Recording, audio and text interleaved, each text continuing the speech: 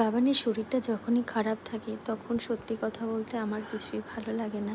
কারণ ওই ছটফটে জন্মনে বাচ্চাটা তখন কেন জানি না এতটা দুর্বল হয়ে পড়ে, এতটা ঝিমিয়ে যায় যে সারাক্ষণ কিটমিটে কিটমিটে স্বভাবের হয়ে যায়। উপরন্তু কোনো খাবার দাবার তো খাবেই। যে বাচ্চাটা আমার সবসময়ের জন্য খাবার খেতে কোনো বায়না করে না, সেই বাচ্চাটাই এতটাই খাবারের প্রতি অনীহা চলে আসে, দেখলে আমারই খারাপ লাগে। বাবানের তো হঠাৎ করে এসেছিলো জ্বর, জানি না ওয়েদার চেঞ্জের জন্য কি না। তবে ভগবানের আশীর্বাদে আর তোমাদের আশীর্বাদে বাবান এখন অনেকটাই সুস্থ আছে।